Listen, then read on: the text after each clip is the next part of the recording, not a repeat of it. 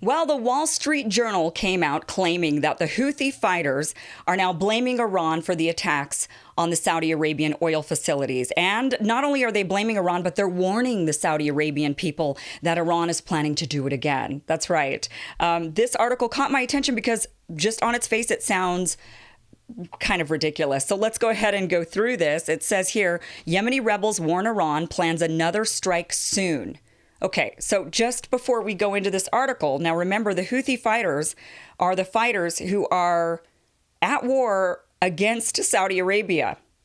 So Saudi Arabia is bombing their country, attacking their country. They're in the middle of a civil war, and the Houthi rebel fighters have been winning the war. Their president of Yemen, that was Saudi-backed, is in exile in Saudi Arabia. Saudi Arabia has been attacking the Houthi fighters in order to win back the country so that the president who's in exile, who's Saudi-backed, could go back to the nation. And now all of a sudden, the Wall Street Journal is saying that the Houthi fighters, who said that they were the ones who attacked Iran, that they were the ones who attacked Saudi Arabia, that they are now saying, no, it actually, we take it back. It wasn't us. It was Iran. And by the way, they're going to do it again. Watch out. Okay. Remember, the Houthis are at war with Saudi Arabia, so why would they warn Saudi Arabia? So here it says, Houthi militants in Yemen have warned foreign diplomats that Iran is preparing a follow-up strike to the missile and drone attack that crippled Saudi Arabia's oil industry a week ago, people familiar with the matter said. Leaders of the group said they were raising the alarm about the possible new attack after they were pressed by Iran to play a role in it, these people said. Oh, right. So the Houthi fighters, who are at war with Saudi Arabia and have been for years, now were pressed by Iran to attack Saudi Arabia. Right. Because the Houthi fighters who are at war with Saudi Arabia would never want to attack Saudi Arabia. That doesn't make any sense, does it? I mean, why would you attack the people you're at war with? It says here, it couldn't be determined how serious the threat was, and Houthi claims have long been met with skepticism by Western officials. But Saudi Arabia and the U.S. have both received the information, according to people briefed on the warnings. That right there is a ridiculous paragraph, because when the Houthi fighters came out and said, we're the ones who did it. We did it. We're the ones who bombed Saudi Arabian oil facilities. The Wall Street Journal and so many in the press were saying, oh, yeah, no, it was Iran. Now the Houthis are just taking credit, but it was Iran. And they're shielding Iran. And now this is saying, well, we don't really ever trust the Houthis. So now that the Houthis are saying it's Iran, we don't trust them. Really, guys? No, you trust them. You want it to be Iran. But let's go on, because this article just sounds ridiculous from the get-go. It's kind of unbelievable. And guess what? It is unbelievable. It goes on here to say Saudi Arabia has beefed up its security in response, according to people familiar with the moves. Saudi Arabian officials are concerned about another attack on the oil industry or a strike on civilian airports. Goes on to say Mohammed Abdul Salman, the Houthi spokesman, denied Saturday that the group had delivered any warning to foreign diplomats about potential Iranian attacks. Yeah, because they didn't. The Houthi fighters, of course, they're the ones who, whether or not the Houthi fighters did or didn't bomb the Saudi Arabian oil facilities. So it's still speculative.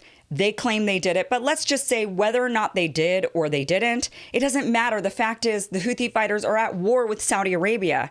So they certainly wouldn't all of a sudden backtrack and say, well, we were pressured by Iran to take part in this attack. We didn't really want to do the attack. We didn't really want to do the attack on the very nation that we're at war with. That doesn't make any sense. This article is so unbelievable. I cannot believe the Wall Street Journal actually published this.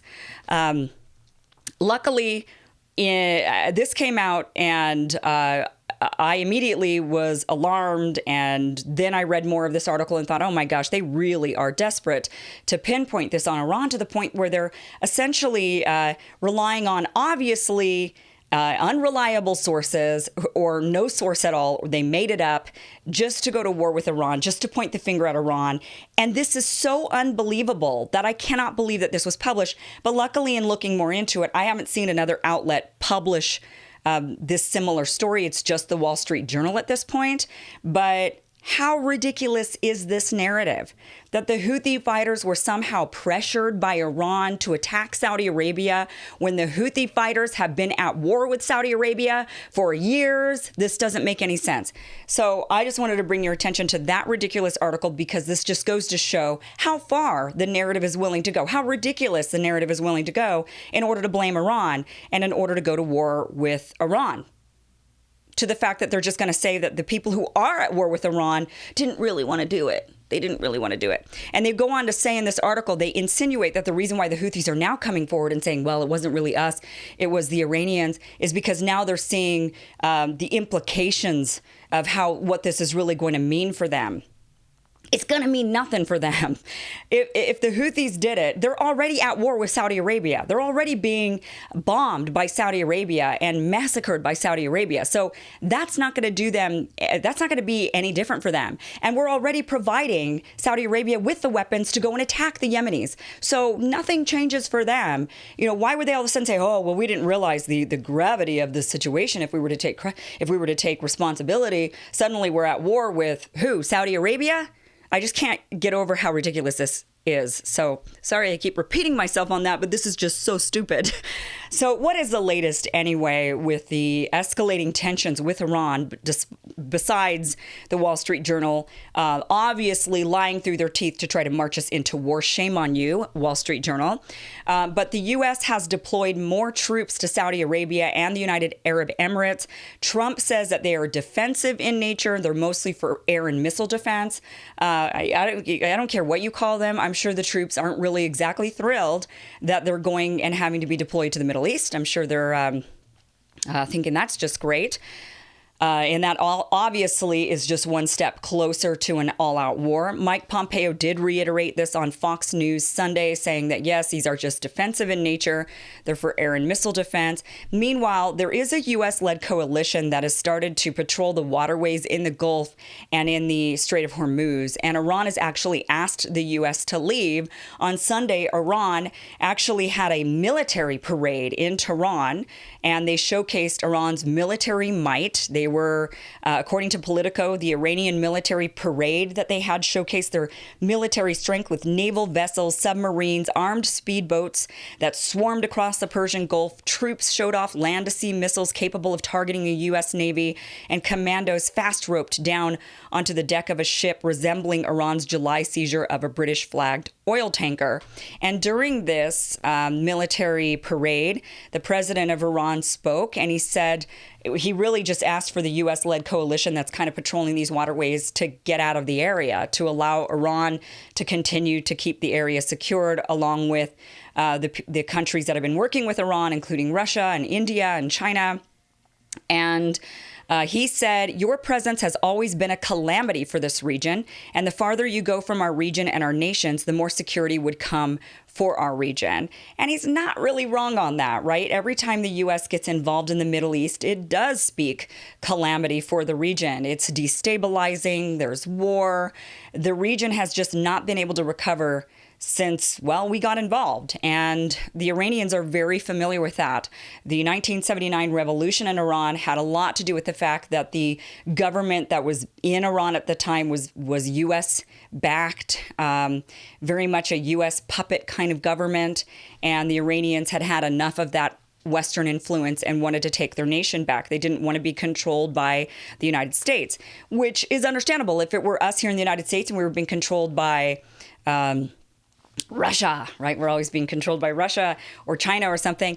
It wouldn't sit well with us if we knew for sure that, we had for sure, I know that there's a lot of people saying that Trump is a Putin plant. And you see how crazy they go about that. So you could imagine, the reality of it is that in Iran, we did have a U.S.-backed government, a U.S.-instilled government with the Shah, and the Iranians rose up against it. Plus, he was pretty brutal from what I understand. Now, also, France is still trying to de-escalate the tensions. This week is the UN General Assembly meeting, and they're hoping to get peace talks going.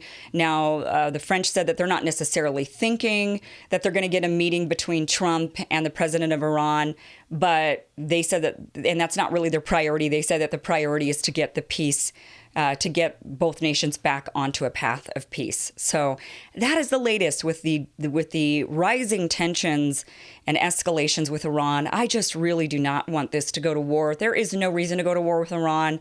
We need to get back into the Iran nuclear deal. We need to make peace. We need to not go to war over this. This is U.S. escalation 100%.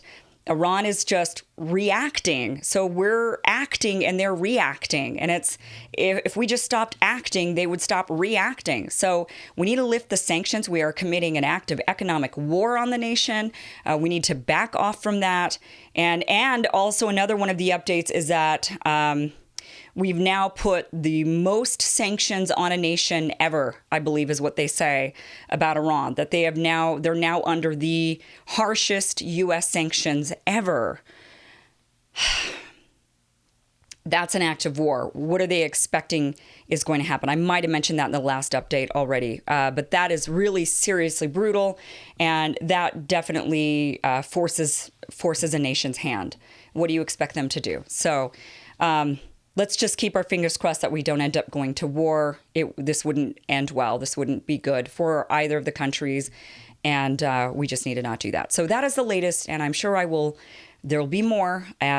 And I'll keep you posted. Thank you so much for watching. This show often gets demonetized when I talk about war, when I talk about terrorism, and apparently when I talk about Nancy Pelosi or Netanyahu, I get demonetized. What does that tell you? So I do appreciate your support. The links are down below to my PayPal and my Patreon. It does help keep this channel going for sure. And thank you so much. I really do appreciate your support. Thank you.